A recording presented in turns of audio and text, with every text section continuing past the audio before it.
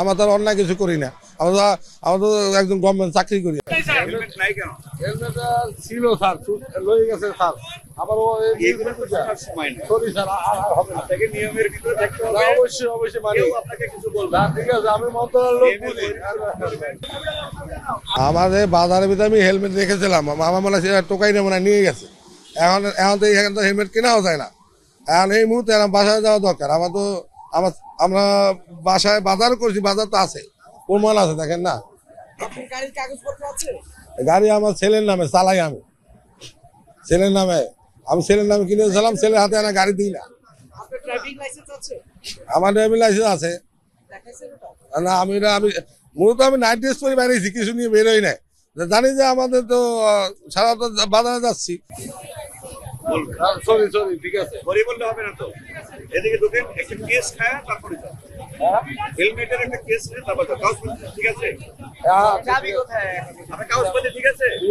আমার মন্ত্রণালয় গাড়ি, আমি বললাম তো। দেখাবেন, দেখানোর পরে কাগজপত্র যদি সঠিক থাকে তাহলে তো কেস খাবেন না, শুধু হেলমেটের কেস খাবেন।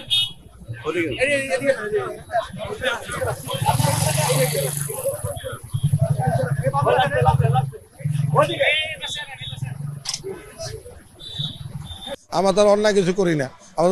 আমরা তো একজন গভর্নমেন্ট চাকরি করি। এখন এই মুহূর্তে বাসায় যাওয়া দরকার। আমরা বাসায় বাজার করছি, বাজার তো আছে, প্রমাণ আছে, দেখেন না। গাড়ি আমার ছেলের নামে, চালাই আমি ছেলের নামে। আমি ছেলের নামে কিনেছিলাম, ছেলের হাতে আনা গাড়ি দিই না। আমার ড্রাইভিং লাইসেন্স আছে না। আমি মূলত আমি নাইট ড্রেস পরে বেরিয়েছি, কিছু নিয়ে বেরোই নাই। জানি যে আমাদের তো সারা তো বাজারে যাচ্ছি। সরি ঠিক আছে, বললে হবে না তো। এদিকে ঢুকেন, একটা কেস খায় তারপরে যান। হেলমেটের একটা কেস নিয়ে তারপর কাগজপত্র ঠিক আছে? চাবি কোথায়? আপনার কাগজপত্র ঠিক আছে? আমার মন্ত্রণালয় গাড়ি, আমি বললাম তো। দেখাবেন, দেখানোর পরে কাগজপত্র যদি সঠিক থাকে তাহলে তো কেস খাবেন না, শুধু হেলমেটের কেস খাবেন।